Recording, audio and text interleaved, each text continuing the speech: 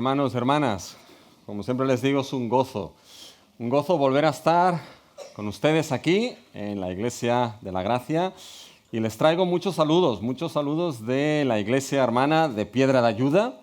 He estado en el otro culto con mi esposa, mi hijo y mi sobrino que ha venido para estudiar aquí un máster durante un año, y cuando he llegado al segundo culto ya no están, ¿ya? Así que me siento como Pablo, dice, todos me han abandonado, ¿ya? No le puedo decir a alguien, trae el capote, trae los rollos y así, pero bueno, en fin. La verdad, mis hermanos, es que es un gozo estar aquí, y es un gozo ver cómo ciertamente el Señor añade a su iglesia a aquellos que han de ser salvos, mis hermanos, ver cómo la iglesia crece y cómo es el Señor quien añade. Y esto lo que nos demuestra es que Dios es bueno, mis hermanos, de que las puertas del Hades no van a prevalecer contra la iglesia de nuestro Señor Jesucristo, y cómo el Evangelio, mis hermanos, es verdad. Es verdad, sigue salvando, redimiendo y añadiendo a los suyos a la iglesia. Así que gloria a Dios por ello. Mis hermanos, acompáñenme en una pequeña oración para poner lo que es la predicación de la palabra en las manos de nuestro Dios. Nuestro Dios, te damos las gracias, Padre Celestial, porque tú eres bueno y porque para siempre es tu misericordia. Cada mañana que nos levantamos, tu misericordia es nueva. Tu misericordia no ha pasado, tu misericordia no ha caducado. Gracias te damos por ello. Gracias, Padre Celestial, porque tú añades a la iglesia a aquellos que han de ser salvos. Gracias porque es la esposa de Cristo. Gracias porque somos tu pueblo y en tus manos estamos.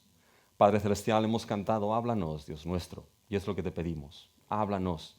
Y te lo pedimos con la certeza de que sabemos que tu palabra no fallará, que ella vencerá nuestra incredulidad y que nunca va a volver a ti vacía, sino que va a ser el propósito no que nosotros tenemos asignado, nos gustaría, sino el que tú tienes determinado. Así que Dios nuestro, háblanos, edifica nuestras vidas, salva, Padre Celestial, a los que tú has amado desde antes de la fundación del mundo, que te lo pedimos todo, Dios nuestro, en el nombre de aquel que es nuestro Señor y nuestro Salvador, Jesucristo. Amén. Mis hermanos, yo estoy seguro que conocen a un autor, predicador famoso que ya está con el Señor, es R.C. Sproul, que en uno de sus libros titulado El amor de Dios, cómo el Dios infinito se preocupa por sus hijos, escribió lo siguiente en relación a lo que es la doctrina del amor de Dios. Y dijo lo siguiente Sproul: no puedo imaginar otras tareas tan desalentadoras como intentar establecer una exposición del amor de Dios. Si Sproul, mis hermanos, con lo que sabía, dijo eso, uno se plantea qué es exactamente lo que va a decir del amor de Dios. Porque Sproul lo que decía, mis hermanos, es que el resto de doctrinas, lo que son los temas como la santidad, la soberanía, la justicia, la gracia de Dios, Sproul dijo, todos estos temas son más fáciles que el amor de Dios. El tema del amor de Dios es mucho más difícil. Y fíjense, mis hermanos, que el tema del amor de Dios es lo que nos encontramos hoy cuando vamos al pequeño libro de Malaquías en el capítulo 1 y los versículos del 1 al 5. Nos vamos a dar cuenta de ese amor con el que Dios amó a su pueblo, pero vamos a ver, mis hermanos, también la tristeza de cómo su pueblo le preguntó a Dios, ¿en qué nos amaste? Una pregunta, en cierta manera, de desprecio, vamos a ver, y de ingratitud a ese glorioso amor de Dios. Así que tengan sus Biblias abiertas en Malaquías capítulo 1 y vamos a leer los primeros 5 versículos. Esto es lo que la palabra de Dios nos dice, mis hermanos. Profecía de la palabra de Jehová contra Israel por medio de Malaquías. Yo os he amado, dice Jehová, y dijisteis, ¿en qué nos amaste? ¿No era Esaú hermano de Jacob? Dice Jehová. Y amé a Jacob, y a Esaú aborrecí, y convertí sus montes en desolación, y abandoné su heredad para los chacales del desierto. Cuando Edom dijere, nos hemos empobrecido, pero volveremos a edificar lo arruinado, así ha dicho Jehová de los ejércitos. Ellos edificarán, y yo destruiré, y les llamarán territorio de impiedad, y pueblo contra el cual Jehová está indignado para siempre. Y vuestros ojos lo verán, y diréis, sea Jehová engrandecido más allá de los límites de Israel. Hasta aquí la palabra de nuestro Dios. Fíjense, mis hermanos, que el mensaje de hoy es, yo os amé, dice el Señor. Y todo gira en relación a ese amor que Dios tuvo para con su pueblo y que tiene y sigue teniendo, mis hermanos, con su pueblo en el nuevo pacto que es la Iglesia de Cristo. Y con este tema del amor de Dios, con este texto que hemos leído de Malaquías, vamos a destacar tres cosas en el día de hoy. Primero veremos el desprecio del amor de Dios por parte de su pueblo. Después veremos la evidencia del amor de Dios para con su pueblo. Y por último veremos el cumplimiento del amor de Dios para nosotros, su pueblo. Así que vamos a considerar esas tres cosas: el desprecio, la evidencia y el cumplimiento del amor de Dios. Fíjense en la primera, ese desprecio del amor de Dios por parte de su propio pueblo. Y aquí hay dos cosas primeramente que vemos. La primera es que hay una acusación, la acusación del cuestionamiento del amor divino. Cuestionaron el amor de Dios. Este primer punto nos va a servir un poquito para introducir lo que es Malaquías. Porque este tema del amor de Dios no podemos descontextualizarlo de todo el libro de Malaquías, sacarlo de lo que verdaderamente en Malaquías está sucediendo. Pero fíjense que todo empieza con una acusación que lo que muestra es que el pueblo de Dios cuestionó el amor de su Dios. Fíjense en el versículo 2, que es lo que Dios le dice a Israel a través de Malaquías. Yo os he amado, dice Jehová, y dijisteis en que nos amaste. Fíjense que aquí está el cuestionamiento. Señor, ¿en qué nos amaste? Y ese cuestionamiento, mis hermanos, esa acusación forma parte de una serie de acusaciones que nos encontramos en el libro de Malaquías. Una serie de acusaciones que Dios va a lanzar a Israel por la situación en la cual se encontraban, la situación que estaban viviendo como pueblo de Dios. Y eso nos obliga a que entendamos un poquito qué es lo que está sucediendo en Malaquías, cuál es en cierta manera el mensaje o lo que se nos dice en Malaquías. Y fíjense que Malaquías, mis hermanos, es uno de esos profetas menores, ¿ya? Esos profetas que se nos pierden en las Escrituras cuando lo buscamos, aunque este es fácil porque es el último, ¿ya? ¿Y qué es lo que sucede? Es un profeta que se encuentra después del exilio, un profeta posexílico. Una vez Israel retornó después del juicio del exilio por 70 años, retornó a la tierra prometida. Y cuando volvieron a la tierra prometida, aquellos que volvieron, porque algunos estaban muy cómodos en Babilonia y dijeron ahí nos quedamos, ¿ya? Pero aquellos que volvieron, mis hermanos, fíjense que se encontraron en una tierra donde no había nada. ¿En qué sentido? No había altar, no había templo, no había murallas, no había nada. Y poco a poco tuvo que reconstruirse todo esto. Tuvieron que reconstruirse el altar, las murallas de Jerusalén. Y ahí tenemos a Esdras y a Nehemías. Y después tuvo que reconstruirse el templo. Y Dios lo que hizo es enviar profetas que animaban y exhortaban al pueblo a que no se encargasen solamente de sus propias casas, sino que reconstruyesen el templo de Dios. Como por ejemplo el profeta Ageo. Cuando vamos ahora a Malaquías, nos encontramos un paso más allá en la historia de Israel, porque nos damos cuenta de que las murallas estaban reconstruidas y el templo con su altar estaba ya reconstruido. Fíjense que en el propio libro de Malaquías, si lo leen en casa, hay referencias a lo que es el sacerdocio y los sacrificios. Hay referencias a lo que es traer los diezmos y que haya alimento en la casa de Dios. Por lo tanto, parece ser que las cosas estaban reconstruidas y que todo parecía, y hago énfasis en esa palabra, de que todo parecía estar en su sitio en el pueblo de Dios. De que el pueblo de Dios, después de 70 años en el exilio, ahora las cosas habían estado arregladas, todo estaba bien. Es lo que parecía, mis hermanos. Porque cuando uno lee lo que es el mensaje que Dios trae a Israel, a través del profeta Malaquías nos damos cuenta de que ese juicio del exilio, mis hermanos, para poco sirvió. Israel seguía siendo un pueblo de dura cerviz.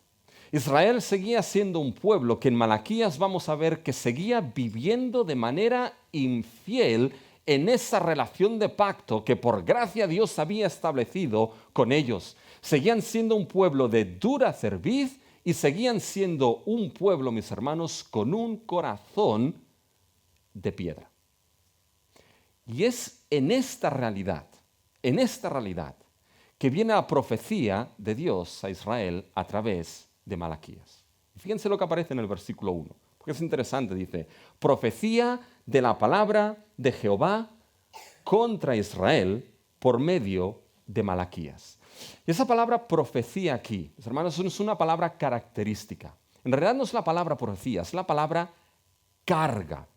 La carga de la palabra de Jehová contra Israel. Y aquí, mis hermanos, la carga no es la carga que Malaquías podía tener como profeta de Dios. No es la carga que aquí Malaquías le dice a Dios, madre mía, Señor, qué mensaje me has dado que ahora tengo que entregar a este pueblo. Menuda carga me has puesto sobre los hombres. No se refiere a esta carga del profeta, sino que el objeto, el contenido de esta carta es la propia palabra de Dios que llega a su pueblo a través del profeta. Por tanto, podríamos traducir este versículo 1 como carga, la carga de la palabra de Jehová contra Israel. Y cuando esa palabra carga es utilizada, sobre todo dentro muchas veces del contexto profético, del contexto de los profetas, mis hermanos y hermanas, tiene que ver o tiene la denotación también de juicio. Esa carga que es traída por la palabra de Jehová es una carga, es un mensaje de juicio. Fíjense que esto lo vemos en otros profetas, como por ejemplo Jeremías 23. Fíjense en Jeremías 23, los versículos 38 y 39. Dios dice, mas si dijereis, profecía de Jehová, la palabra ahí es carga, carga de Jehová. Por eso Jehová dice así, carga de Jehová, habiendo yo enviado a deciros, no digáis carga de Jehová. Ahí la palabra carga se repite una y otra vez en el versículo 38. Y ahora fíjense lo que dice el versículo 39 de Jeremías 23. Por tanto, esa es la carga, eso es lo que viene ahora.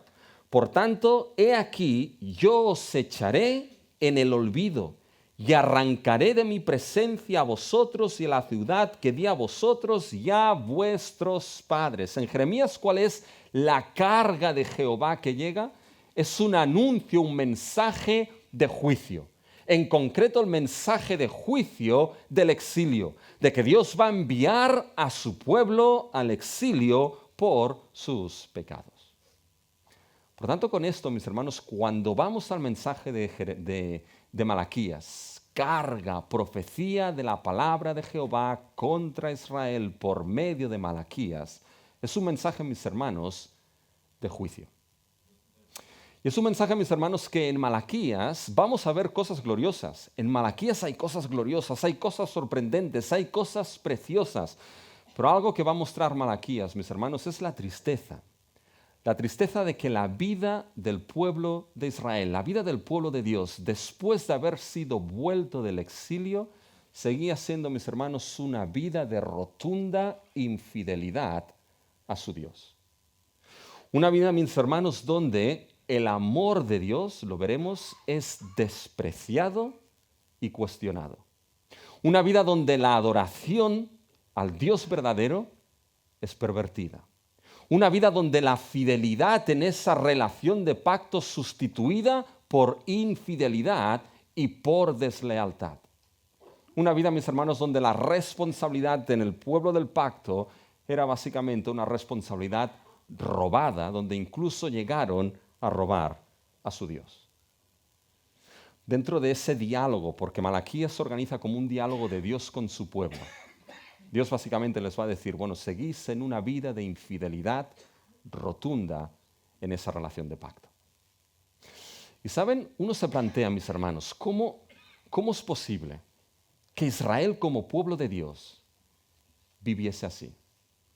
¿Cómo es posible, mis hermanos, que el pueblo de Dios que había sido amado, salvado, sustentado, preservado, ¿cómo es posible, mis hermanos, que siguiesen viviendo así después de haber pasado 70 años en el exilio y por la gracia de Dios haber sido vueltos a su tierra? ¿Cómo podían seguir viviendo así? ¿Y saben lo que es lo más curioso?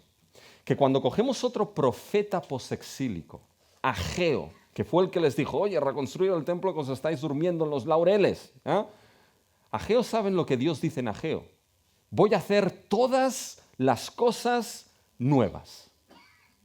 Y llegamos a Malaquías y nos damos cuenta, mis hermanos, de que las cosas con el pueblo de Dios siguen igual. Corazón duro e infieles a Dios. Y mis hermanos, esto a nivel introductorio nos demuestra algo. Nos demuestra, mis hermanos, que Israel era incapaz de cambiarse por sí mismo. Que esos 70 años de exilio, mis hermanos, no cambiaron nada internamente en el pueblo de Dios. Y que la importancia aquí del cambio no es tanto un cambio externo el que tiene que producirse, sino un cambio interno, mis hermanos. Y eso Israel no podía hacerlo. Nadie puede cambiarse internamente, el ser humano no puede cambiarse internamente, tú no puedes cambiar tu propia naturaleza, ni por mucha educación, ni por mucha cultura que uno tenga. Dios es quien tiene que operar ese cambio. Dios es quien tiene que hacer esas cosas nuevas. Dios es quien tiene que coger esos corazones duros y de piedra y en un milagro hacer los corazones de carne que latan en obediencia y fidelidad en una nueva vida al Dios que los ha salvado.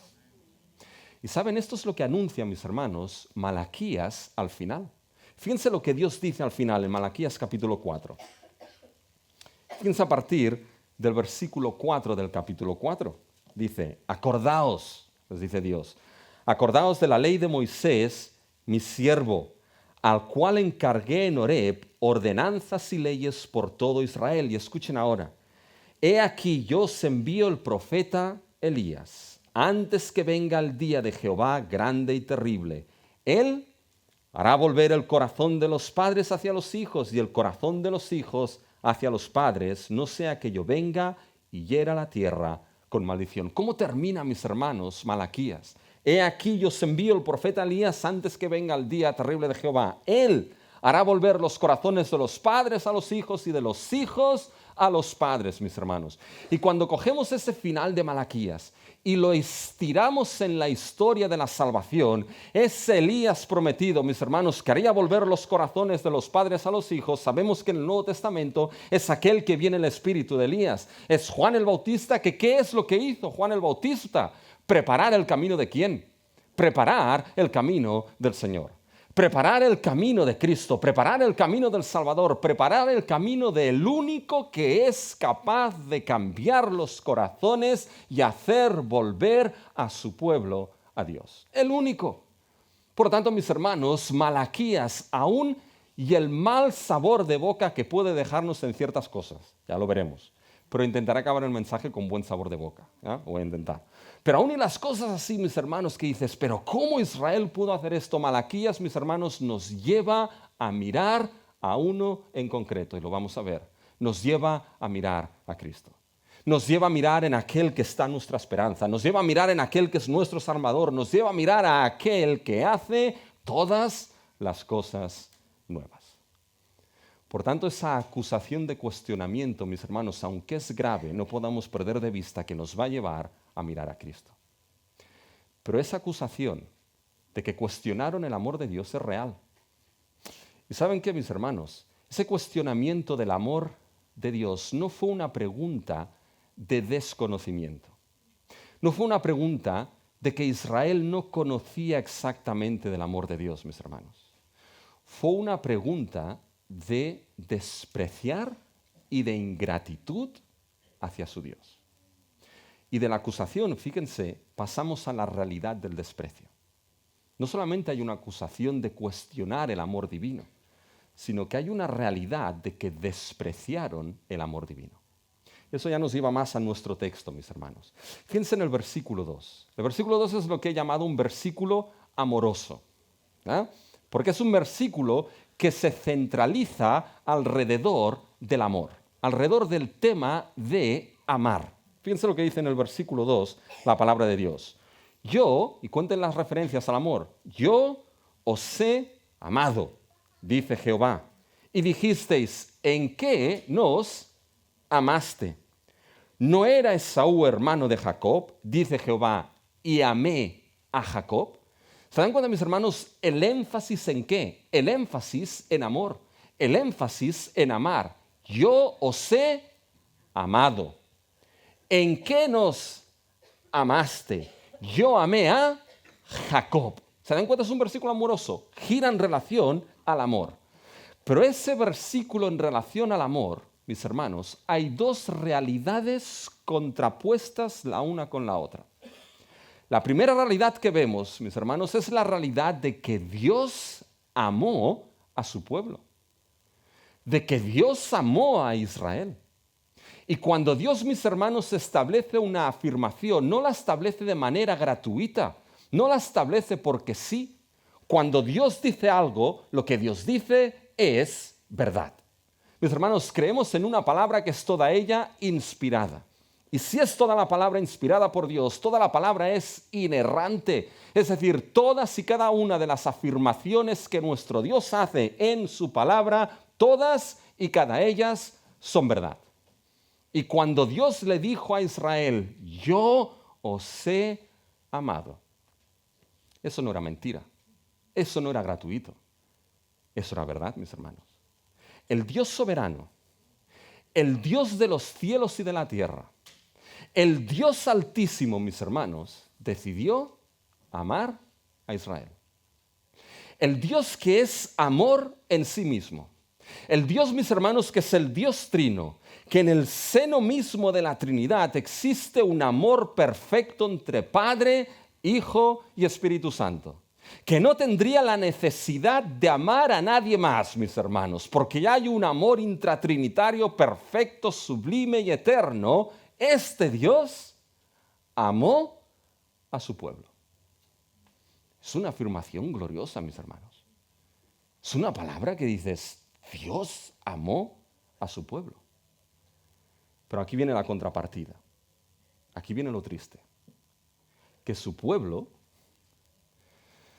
fuese capaz, iba a decir, tuviese la cara dura, fuese capaz de preguntarle a Dios y decirle, ¿en qué los amaste? Saben, esta pregunta no es de desconocimiento. Esta pregunta, mis hermanos, no es que a Israel le faltase un libro de teología sistemática. No es que Israel dijese, no, es que Louis Berkhof todavía no ha llegado en la historia, o Wayne Grudem todavía no ha llegado en la historia para escribir el matracote del libro que ha escrito de teología sistemática. No era un desconocimiento de que no sabían de lo que iba esto del amor de Dios, mis hermanos. No era tampoco un desconocimiento vivencial. Conocían y habían vivido el amor de Dios hacia ellos, mis hermanos.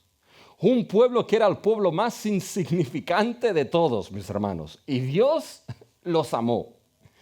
Y por amor, mis hermanos, Dios los redimió de las tareas pesadas de Egipto. Y Dios los salvó y los sacó de Egipto. Y Dios los sustentó en el desierto por amor. Y Dios les dio codornices y les dio maná. Y Dios, mis hermanos, los protegió de sus enemigos. Y Dios, cuando tuvo que juzgarlos y llevarlos al exilio, Dios en su amor los devolvió del exilio, mis hermanos. Aquí ese amor de Dios en el contexto de Malaquías, sobre todo, se muestra en esto. De que la palabra de Dios para su pueblo Israel aquí, la palabra última no fue palabra de juicio, fue palabra de salvación. No los dejó en el exilio, los devolvió del exilio a su propia tierra. Los devolvió del exilio a Él mismo. ¿No es un gran amor esto, mis hermanos? Es como Pablo dice en Romanos capítulo 9 y el versículo 4.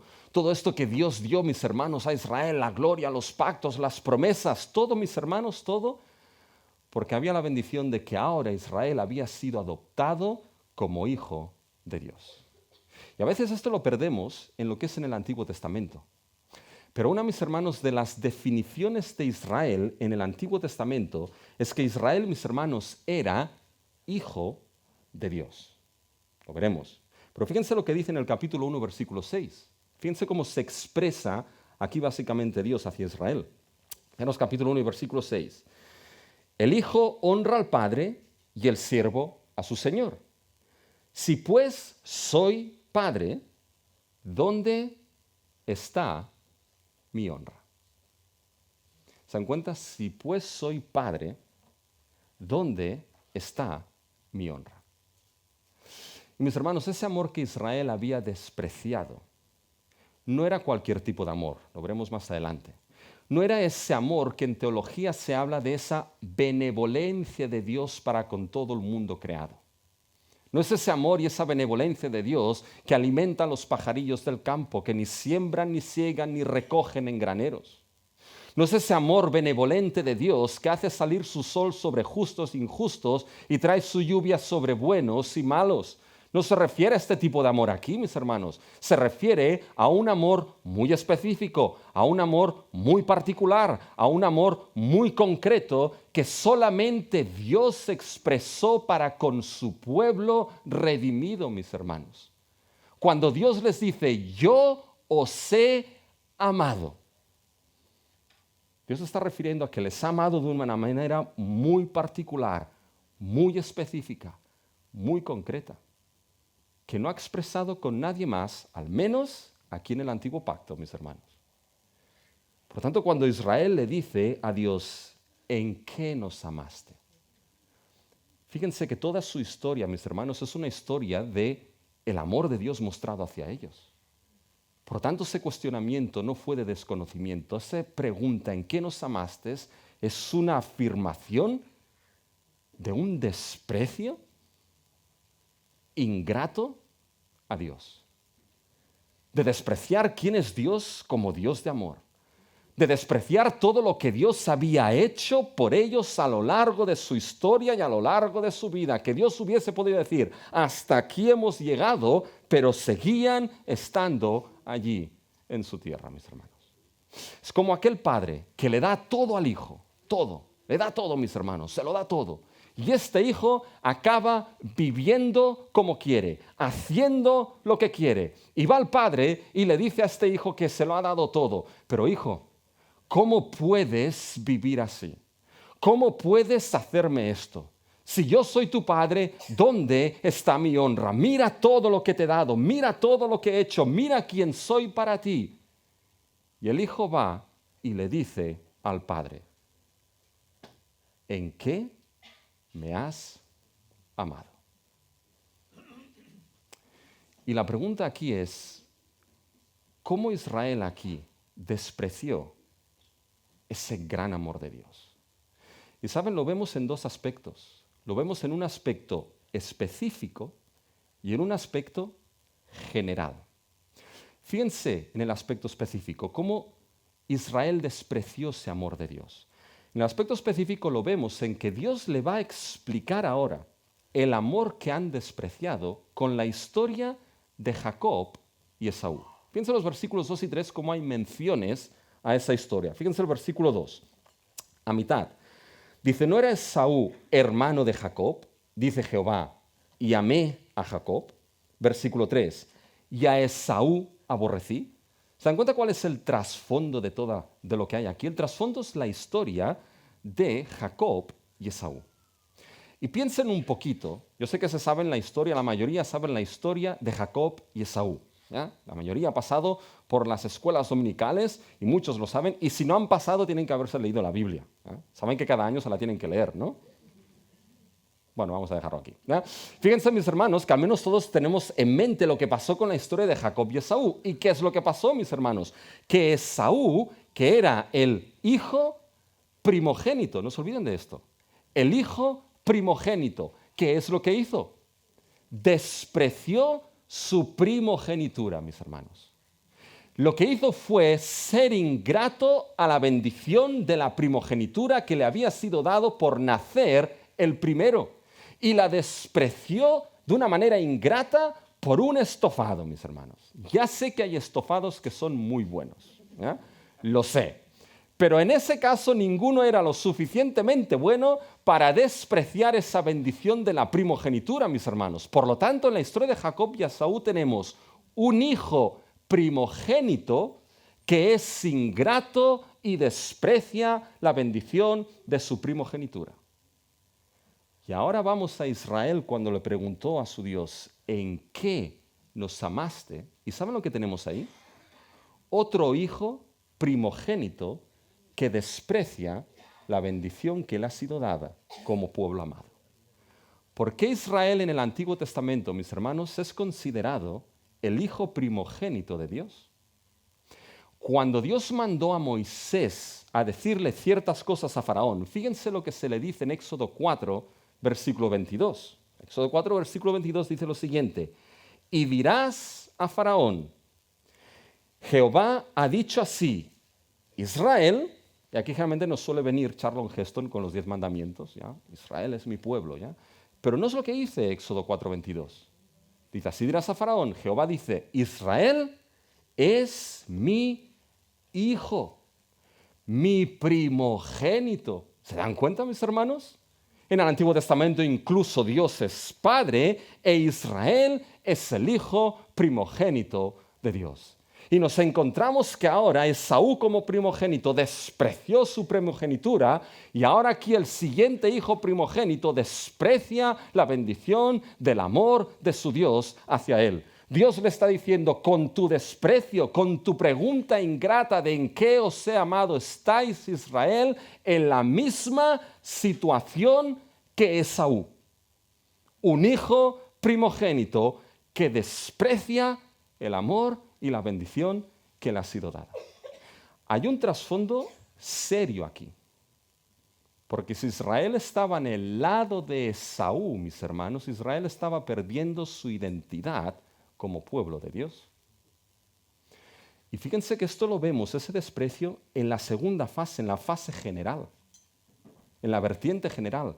Si miran la historia, mis hermanos, que aparece en Malaquías, la vida de Israel era una vida de infidelidad a su Dios. Y esa vida de infidelidad a su Dios en Malaquías, ¿saben lo que era? Era la evidencia, mis hermanos, de que Israel había perdido totalmente el norte.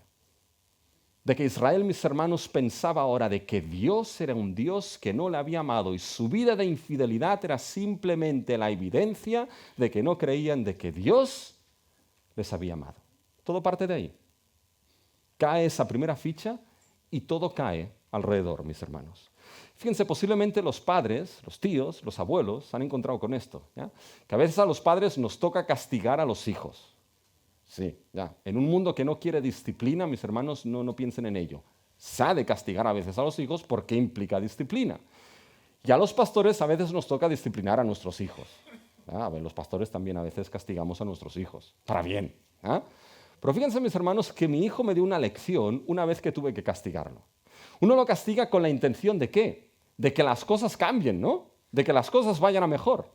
Y cuando apliqué a mis hermanos el castigo, resultó que mi hijo empezó a portarse peor. Y dije, digo, esto no funciona. Digo, aquí he hecho algo mal yo, las cosas tendrían que ser al revés. Y entonces mi hijo me dijo algo, mis hermanos, que me llamó la atención y se me quedó grabado. Cuando le dije, oye, pero ¿por qué sigues portándote peor? Me dice, porque me da la sensación de que no me amas. Y eso me hizo pensar. Porque lo que él interpretaba, mis hermanos, es que ese castigo era muestra de que yo no le amaba. Y porque su padre no le amaba, supuestamente, entonces él se portaba más mal. Y su vida iba peor. Mis hermanos, lo que vemos aquí con Israel es que lo que perdieron desde el principio es que cuestionaron, despreciaron de manera ingrata el amor de Dios.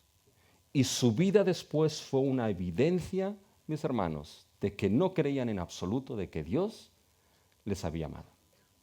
Si pierdes el norte de que Dios es aquel que ama a los suyos, de que Dios es aquel que ama a su pueblo, entonces se perderá el norte en la relación de fidelidad y lealtad de pacto que tenemos con Dios. Porque este amor que vemos aquí en Malaquías de Dios hacia Israel, nos vamos a dar cuenta, mis hermanos, de que es el mismo amor que Dios ha mostrado hacia su pueblo en el nuevo pacto en la persona de nuestro Señor Jesucristo. Dios no ha cambiado y su amor no ha cambiado, mis hermanos. Y en Cristo Jesús, a nosotros que somos su iglesia, aquellos que hemos creído en Cristo, mis hermanos, en Cristo Jesús nos han sido dadas las mayores bendiciones espirituales en los lugares celestiales en Cristo Jesús. Y una de esas bendiciones, mis hermanos, es que hemos sido adoptados en Cristo Jesús como sus hijos, adoptados como parte de su pueblo. Y de esta gloriosa bendición, como decía John Owen, fluyen de ese manantial todo el resto de bendiciones en nuestra vida. Fíjense, mis hermanos, que habrá ocasiones donde quizá hay situaciones en la vida personal, en la vida congregacional, situaciones difíciles donde quizá uno podrá decir, Señor, ¿de verdad que me amas?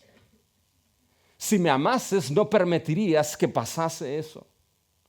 Si me amases, no permitirías que estuviese en esta situación.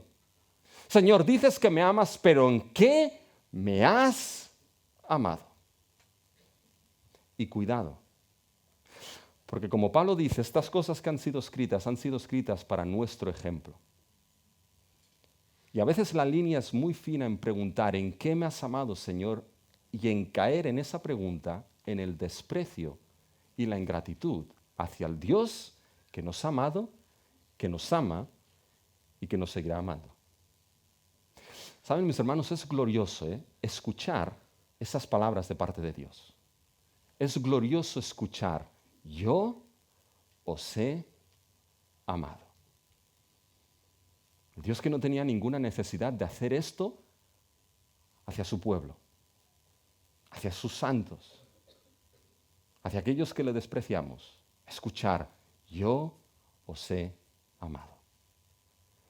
Pero igual que es glorioso escuchar esto, ¿saben lo que es terrible escuchar también? Que su pueblo es capaz de decirle a Dios, ¿en qué os has amado? ¿En qué me amaste, Señor? Y fíjense, mis hermanos, que ese desprecio nos lleva ahora a preguntarnos, ¿qué amor exactamente despreció aquí Israel? ¿Qué tipo de amor? Y eso nos lleva a la evidencia.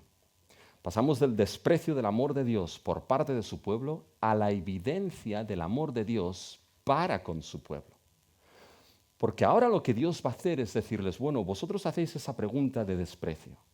Ahora os voy a decir el amor que estáis cuestionando y el amor que estáis despreciando. Y fíjense que el amor que primeramente Israel, mis hermanos, despreció aquí con ingratitud, es el amor elector y soberano de Dios. De que por ese amor Dios los escogió de manera soberana como su pueblo. Y fíjense, esto lo vemos, mis hermanos, en los versículos 2 y 3. Y ya entramos en lo que es la respuesta de Dios con la historia de Jacob y Esaú. Fíjense lo que dicen los versículos 2 y 3. Dice, yo os he amado. Dice Jehová, y dijisteis, ¿en qué nos amasteis? Y ahora Dios responde a la pregunta de Israel con otra pregunta. Así que los gallegos tienen razón a veces, ¿ya? Fíjense que responden una pregunta con otra pregunta. Dice, ¿en qué nos amaste? Y ahora fíjense la respuesta de Dios. Fíjense, ¿no era Esaú hermano de Jacob?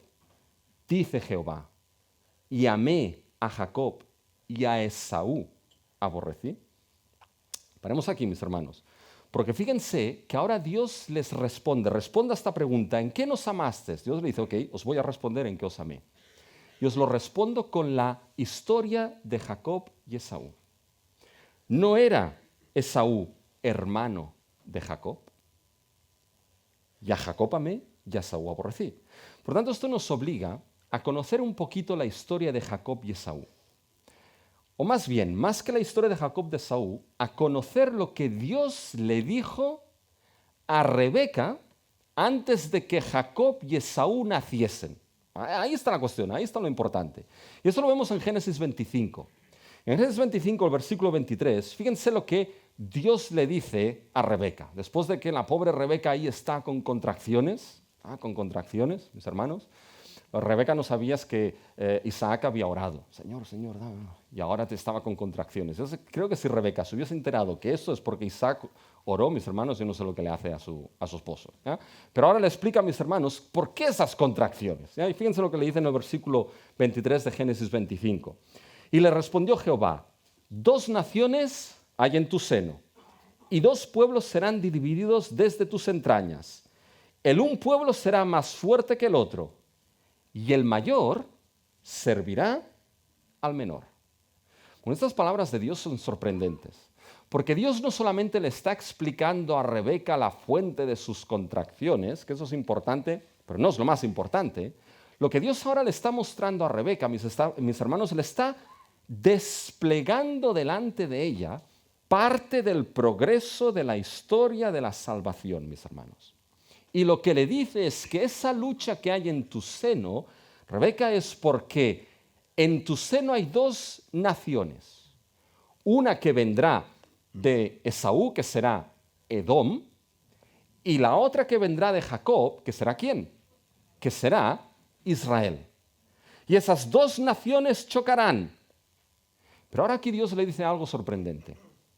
Le dice a Rebeca algo que es contracultura.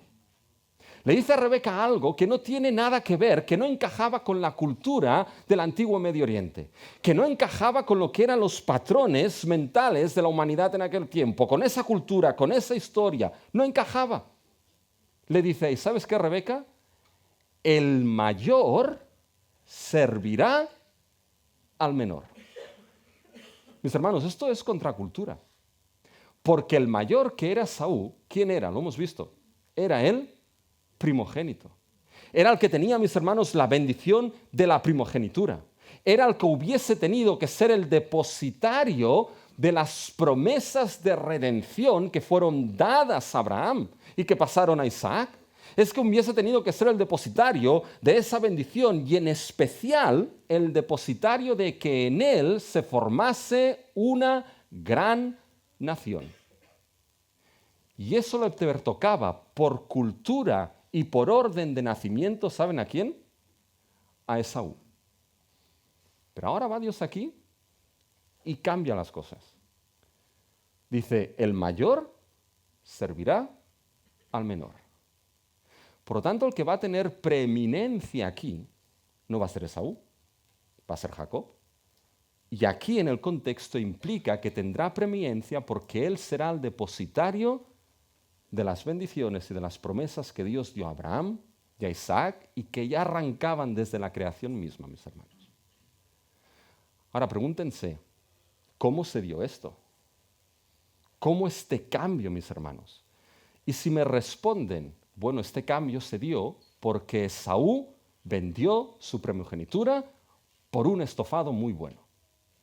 Si me responden eso, les digo, sí, pero casi.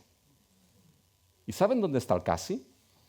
De que eso se dio así, mis hermanos, no porque primeramente Esaú vendiese su primogenitura. Esaú fue responsable de sus actos, sin ninguna duda. Pero se dio así, ¿saben por qué? Porque Dios lo decretó así. Porque Dios, mis hermanos, escogió a Jacob sobre Esaú. Se dio así porque fue un acto elector de Dios. Se dio así por el beneplácito, la voluntad de que Dios escogió a Jacob sobre Esaú. ¿Y saben en parte por qué Dios hizo eso? Dios lo hizo, mis hermanos, para preservar algo. Para preservar que la promesa de ser pueblo de Dios no dependiese ni de cultura, ni de sociedad, ni de patrones humanos o culturales, no dependiese de ninguna obra humana. Dependiese únicamente, ¿saben de qué? Del decreto soberano y de la voluntad soberana de Dios. Si yo les pregunto, ¿a quién hubiesen escogido ustedes en ese caso? ¿Saben a quién hubiésemos escogido? Hubiésemos escogido a Saúl, mis hermanos. ¿Por qué? Hombre, porque era el primero, ¿sí o no? Porque era el primogénito. Bueno, tenía que ser él. Esaú, que es el primogénito. Lo hubiésemos escogido, hombre, porque él era el cazador, el grandote, el fuerte. Jacob ahí entre las tiendas con su madre y dice, bueno, no sé, no me cuadra mucho esto, ¿no? Pero oye, Esaú era el grande, era el fuerte, era el peludo, porque era peludo ese hombre, ¿ya? Era el peludo, mis hermanos, ¿ya? A este es al que este es el que tiene que ser el depositario, porque es el primero, porque es el fuerte, porque es el guapo, porque es lo que la cultura, mis hermanos, determina en aquel tiempo. Pero Dios escogió, mis hermanos, a Jacob, al que nunca nadie uno hubiese escogido. Y lo escogió para que preservar, que formar parte de esa bendición dada a Abraham no fuese por obras de nadie, sino por soberana voluntad y decreto elector de Dios. Y fue soberano Dios. ¿Saben por qué? Porque ni Jacob ni Esaú habían nacido todavía. No habían hecho ni lo bueno ni lo malo. Nada podía, bueno, quizá ahí se peleaban, ¿ya? Pero no habían hecho ni lo bueno ni lo malo, mis hermanos. Entonces, ¿en base a qué Dios escogía? Fue una elección soberana porque no hubo nada externo a Dios en Jacob y Esaú que obligase y forzase a Dios a escoger a uno por encima del otro. Dios así lo quiso, Dios así lo hizo, mis hermanos. Y no lo entendemos así porque nos lo inventemos. Lo entendemos así porque la Biblia sí interpreta la historia de Jacob y Esaú. Es la Biblia explicándose a sí misma. Y eso lo hace Pablo en Romanos. Lo hemos leído en nuestra lectura congregacional. Pero fíjense en Romanos, mis hermanos. Romanos capítulo 9. Fíjense cómo Pablo interpreta lo que es la historia de Jacob y Esaú. En Romanos 9, los versículos del 11 al 12, en esa sección Pablo desarrolla varias cosas, ¿ya? Que después mencionaremos un poquito. Pero fíjense en Romanos 9, del 11 al 12. Pablo dice, hablando de Jacob y Esaú, dice, escuchen bien, pues no habían aún nacido, ni habían hecho aún ni bien ni mal, ¿para qué? Ahí está el propósito. Para que el propósito de Dios conforme a la elección permaneciese, no por las obras, sino por el que llama. Se le dijo, el mayor servirá al menor. ¿Se dan cuenta, mis hermanos? Fue una elección, así es como lo interpreta Pablo. Soberana, no habían hecho ni bien ni mal. Y Dios lo que hizo para que el propósito permaneciese, no por las obras, no por nada que hay en el ser humano en el mundo, sino por el decreto de Dios, Dios escogió a uno sobre otro. Y le dijo a Rebeca, el mayor servirá al menor. ¿Se dan cuenta cómo Pablo lo interpreta así? Ahora con esto, vuelvan a Malaquías. Vuelvan a Malaquías y a la pregunta y a la respuesta de Dios. ¿En qué nos amaste? Dios le dice, os voy a explicar en qué os amé. No era Esaú, hermano de Jacob. Y a Jacob amé y a Esaú aborrecí. Le está diciendo Israel, piensa. ¿Qué diferencia había entre Jacob y Esaú? ¿Saben qué diferencia había? Ninguna. Ambos eran hermanos. ¡Wow! Uno despreció la primogenitura, sí, y el otro era un mentiroso. ¿Qué diferencia había entre Edom e Israel? Ninguna. Porque uno era muy malo, muy malo, muy malo, sí, y el otro era muy infiel, muy infiel, muy infiel. ¿Dónde radica la diferencia? ¿Saben dónde radica, mis hermanos? No en Israel, en Dios. En que, como nos dice Pablo, Dios escogió a Jacob. Dios escogió a Israel. ¿Saben por qué? Fíjense, mis hermanos, fíjense Romanos 11 y 12. Cuando al final dice, el mayor servirá al menor. Como está escrito, paren aquí, no miren sus Biblias, ya lo sé, es malo que un pastor diga esto. No miren sus Biblias. Pero Pablo en Romanos dice, por la elección se guardó ese propósito. El mayor servirá al menor. Como está escrito, ¿saben lo que hubiese escrito yo? A Jacob escogí, a Esaú aborrecí. Pero no dice esto la Biblia. Está hablando de la elección, Pablo, en Romanos 9, pero no dice esto la Biblia. La Biblia dice, a Jacob amé y a Esaú aborrecí. Pasé por encima de él, dejándolo en su situación. Mis hermanos, esto es glorioso. ¿Saben por qué? Porque esa elección de Dios sobre Jacob, mis hermanos, la base, el motivo, la causa, uno de los motores, mis hermanos, que la Biblia sí nos da de esa elección, es, mis hermanos, el amor de Dios hacia aquel que escogió, mis hermanos. Es que Dios amó con un amor elector desde antes de la fundación del mundo, mis hermanos, y escogió a Jacob. ¿En qué nos amasteis? Y Dios responde, os amé en que os escogí sin que lo merecieseis. Os amé en que mi amor fue la causa para escogeros de una manera soberana sin que lo merecieseis en absoluto. En que os amé, en que no había diferencia entre ti y Edom, y a ti te escogí. ¿Se dan cuenta, mis hermanos?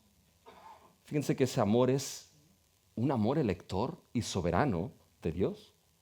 Y si Israel aquí se preguntaba, ¿por qué a mí? La pregunta no era esta, mis hermanos. La razón no estaba en Israel, la razón estaba en Dios.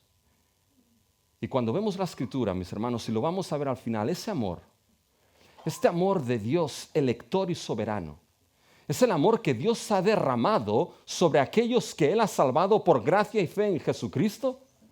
Es el amor, mis hermanos, que ha derramado sobre su pueblo redimido en el nuevo pacto sobre la iglesia.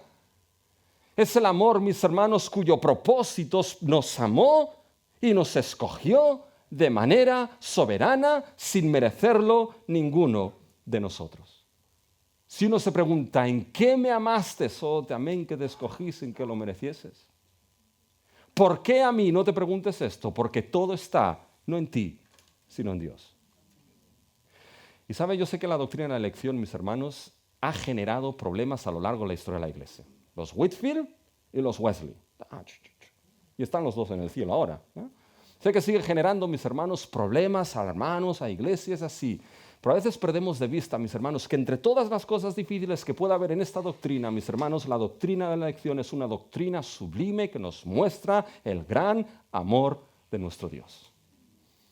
De que nos amó desde antes de la fundación del mundo. Y gracias que nos amó desde antes de la fundación del mundo. Como decía Spurgeon, porque si me hubiese tenido que amar después de que naciese, no hubiese venido a manera de que me amase.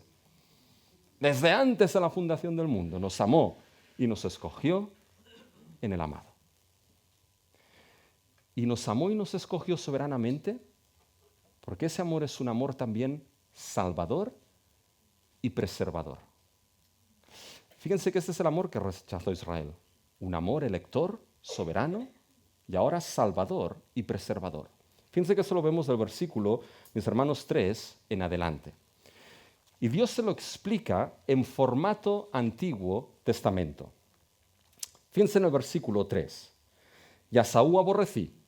Y ahora escuchen lo que dice Dios. Dice, y convertí sus montes en desolación y abandoné su heredad para los chacales del desierto.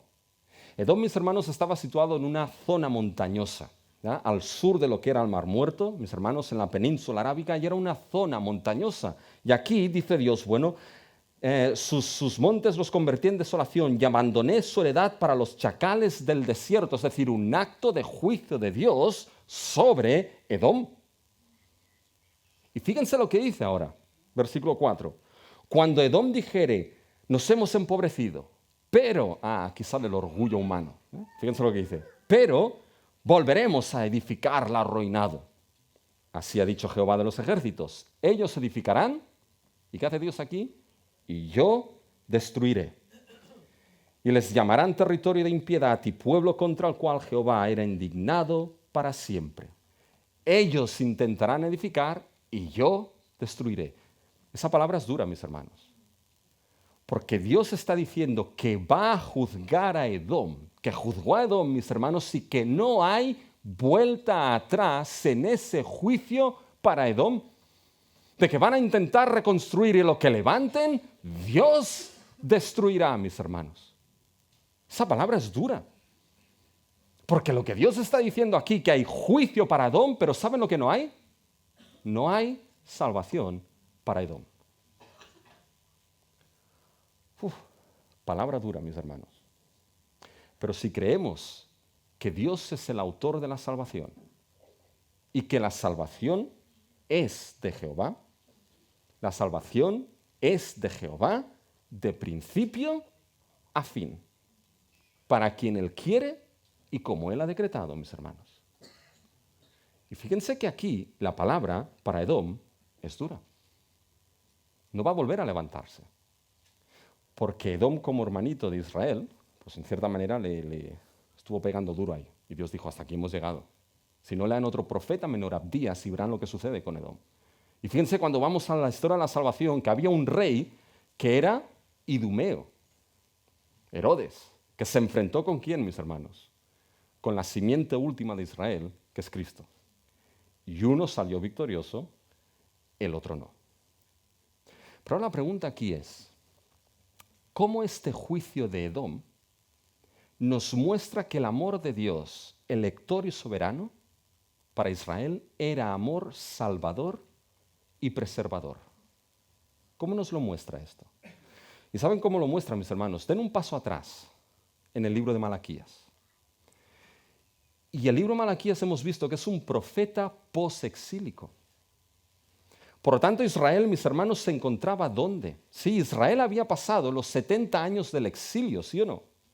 Y el exilio fue el juicio de Dios hacia su pueblo.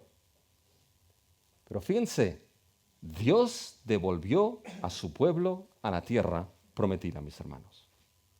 Dios no dejó a Israel en juicio. Dios no dejó la última palabra para su pueblo como la palabra del juicio. Mis hermanos, Dios devolvió a su pueblo a la tierra prometida. Por lo tanto, hay dos realidades que contrastan aquí. Edom, un pueblo juzgado de manera final, y Israel, un pueblo juzgado, pero que por la gracia de Dios volvió a la tierra prometida. ¿Y por qué esto fue así? ¿Por qué con Israel y no con Edom? ¿Saben por qué? Porque a Jacob amé y a Esaú aborrecí. Porque ese amor con el que Dios amó a su pueblo fue elector, soberano, salvador y preservador, mis hermanos. Y ese amor, mis hermanos, como veremos, es ese amor que nos ha sido dado en Cristo. Mis hermanos, ese amor de Dios por los que Él ha salvado, ese amor de Dios por su pueblo, mis hermanos, es un amor soberano, elector, salvador y preservador. Porque, mis hermanos, aquellos que Dios ha salvado, ninguno va a quedar atrás. Porque uno de los propósitos sublimes de la elección es que aquellos que Él amó y escogió, aquellos sean salvos y salvos hasta el fin.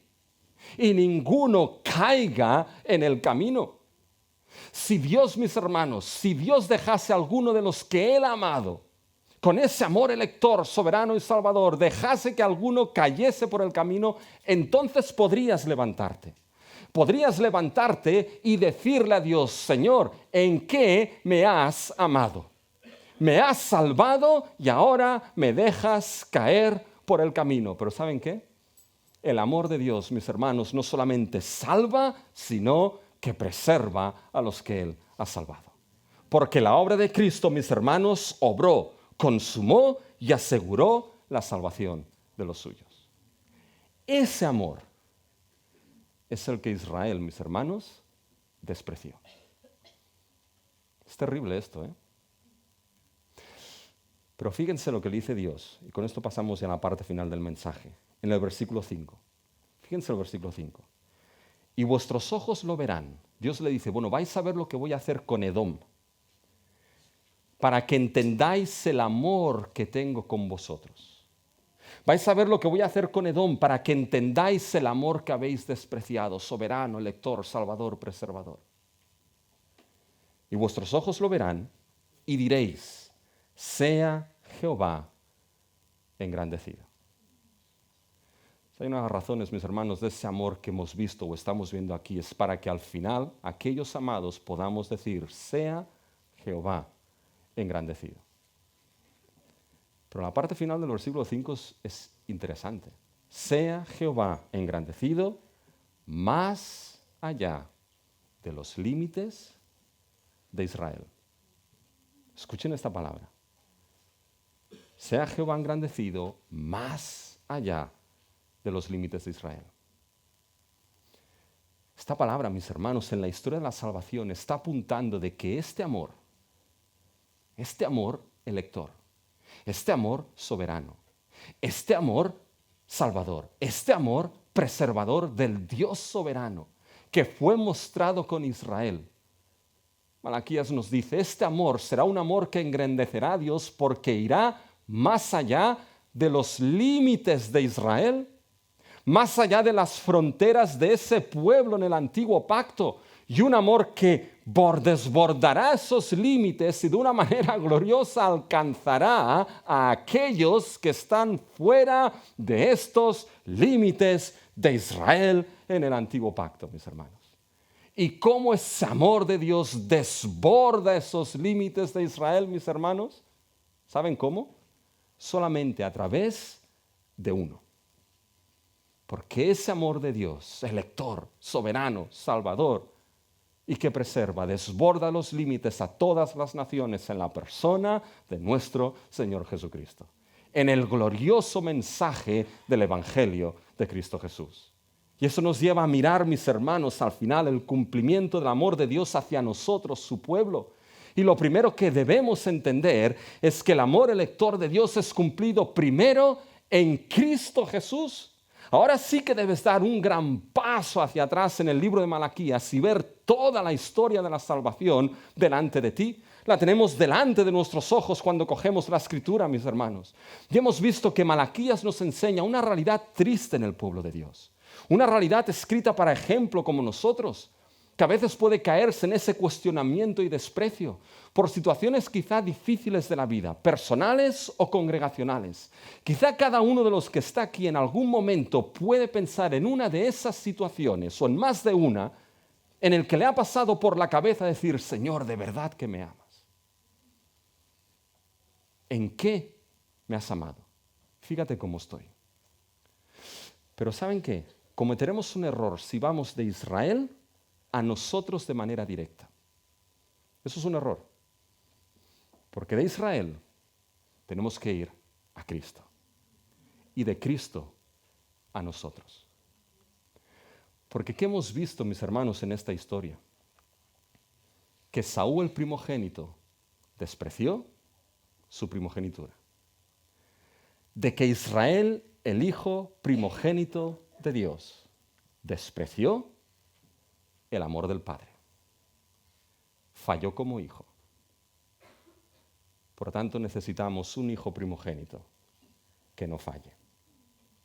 Un hijo primogénito que no desprecie el amor del Padre. Un hijo primogénito que nunca ponga en duda ni cuestione el amor de su Padre. Un hijo amado, amado desde antes de la fundación del mundo, con amor eterno, en el cual el Padre tenga complacencia. Y ese hijo que no falla y que el Padre amó y seguirá amando, ese es nuestro Señor Jesucristo. Ese es aquel, mis hermanos, que el Padre mismo desde el cielo dijo, este y no otro. Este es mi Hijo amado, en quien yo tengo complacencia. Y Cristo en ningún momento cuestionó el amor del Padre. En ningún momento le dijo, Padre, ¿en qué me has amado? Incluso en el momento más terrible, donde quizá el Hijo de Dios tenía el derecho de decirle al Padre, ¿en qué me has amado? Fíjate en la cruz en la que estoy, siendo vituperado por aquellos que te rechazan, por los que yo creé. Tenía toda la gloria por ser quien soy, Padre. Los cantos de los serafines y querubines alrededor mío en la gloria eterna. Y aquí estoy colgado en una cruz, sufriendo la muerte más vergonzosa a favor de aquellos que tú has amado, pero que nos despreciaron. ¿En qué me has amado? Y nada de esto salió de la boca de nuestro Señor Jesucristo. Dios mío, ¿por qué me has abandonado? Padre, perdónalos, porque no saben lo que se hacen. Y al final dijo, consumado es. Salvación obrada. Salvación consumada. Salvación asegurada. Y eso es de vital importancia, porque incluso Cristo dijo, por eso el Padre me ama, porque yo pongo mi vida e incluso la vuelvo a tomar. De alguna manera el amor de Dios, mis hermanos, está ligado a Cristo y a esa obra redentora de manera inseparable. Y cuando quizá en tu vida o en nuestra vida llega el momento de decir, Señor, ¿en qué me has amado? ¿Saben cuál es la respuesta? La respuesta es Cristo. ¿En qué te he amado? Mira a mi hijo. ¿En qué te he amado? Di a mi hijo. ¿En qué te he amado? Mira a Cristo en la cruz. ¿En qué te he amado? Mira a Cristo resucitado. ¿En qué te he amado? Mira a Cristo exaltado. ¿En qué te he amado? Mira a mi hijo que volverá por aquellos que yo he amado y salvado. ¿Y saben cuál es la gran diferencia entre Israel en Malaquías y nosotros como iglesia al pueblo de Dios? Mis hermanos, que nosotros tenemos una seguridad que Israel no tenía. Y la seguridad es que estate tranquilo.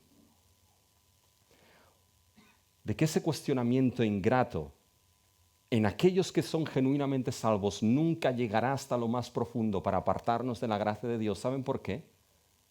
Porque, mis hermanos, el Hijo amado de Dios, Cristo Jesús, en quien somos amados y seremos amados para siempre, nunca despreció el amor del Padre. Y en Él está nuestra seguridad, mis hermanos.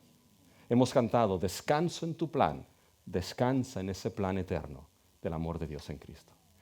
Porque en Cristo este amor nos es dado a nosotros. Y fíjense, con esto termino. Fíjense, mis hermanos, que Pablo ha interpretado la historia de Jacob y Esaú como esa elección de Dios. Y en ese contexto del capítulo 9, mis hermanos de Romanos, es vital eso. Porque salvaguarda la promesa. ¿Qué promesa en Romanos 9? La promesa de la justificación por medio de la fe. La promesa, mis hermanos, de que ser justificados por la fe depende solamente de la fe y nunca por obras. Mis hermanos, de que formar parte del pueblo de Dios no es por raza, no es por clase social, no es, mis hermanos, por riqueza económica, es por la promesa de que el justo por la fe vivirá. Y para que esa promesa quedase preservada, ¿qué es lo que hizo Dios? Dios, mis hermanos, escogió, sin haber hecho nada, para que su promesa quedase preservada. Si crees que has creído en Cristo por algo que había en ti, te equivocas. Si crees que creíste en Cristo por ser muy inteligente, te equivocas. Creíste en Cristo para salvación, ¿sabes por qué? Porque desde antes de la fundación del mundo, Dios te había escogido. Porque Él te amó. Y porque a su tiempo regeneró tu corazón y con ese llamado sublime del Evangelio, arrepiéntete y cree en Cristo Jesús, te llamó a los pies de Cristo. Y llegaste para salvación a Cristo Jesús, salvo y asegurado en Él. Y quizá uno piensa aquí, bueno, pero esto es injusto. ¿Cuántos no lo han pensado? Pablo lo adelanta. ¿Hay injusticia en Dios? De ninguna manera. O hay justicia o hay misericordia. Pero planteo toda una cosa. Si quizás estás pensando, ¿cómo sé que yo soy escogido por Dios? Sabes, no estás aquí por casualidad. No hay casualidades en esta vida, hay providencia divina. Y si Dios te ha traído aquí y te preguntas, ¿cómo sé que Dios me ha escogido y me ha amado con amor eterno para salvarme? No te preguntes esto, esta es una pregunta errónea. Es la pregunta que siempre nos hacemos, pero es la errónea. Andrew Fuller, Spurgeon lo tenía claro y decía, no te preguntes si eres escogido por Dios, tú obedece lo que Cristo te dice, arrepiéntete de tus pecados y cree en Cristo Jesús como Señor y Salvador. Y entonces probarás tu elección. Porque aquellos que Dios ha amado y ha escogido, los ha escogido para salvarlos y para preservarlos. Cree en Cristo, arrepiente de tus pecados y entonces verás cuánto te ha amado, te ama y te amará Dios en Cristo Jesús. Mis hermanos, como pueblo de Dios, no caigamos en ese ejemplo trágico de Israel y le preguntemos a Dios cuestionándole en qué nos has amado. Él nos ha amado de una manera sorprendente en nuestro Señor Jesucristo. Vamos a acabar en oración. Nuestro Dios, gracias queremos darte por tu amor eterno. Gracias por ese amor con el cual nos escogiste, nos salvaste y nos preservas en Cristo. Oh Padre, te pedimos que este amor sea, Padre Celestial, ese amor que atrae a los que tú tienes determinados para salvación. O que si alguien se pregunta, lo soy, Padre Celestial, que esta pregunta se transforme en arrepentimiento y fe en Cristo Jesús. Amén. Para ver ese gran amor con el que tú has amado a los que nunca lo merecíamos, Señor. Gracias por tu amor. Ayúdanos en tu gracia a ser fieles como hijos tuyos, como pueblo tuyo, por el gran amor con el que tú nos has amado. En el nombre de Cristo Jesús. Amén.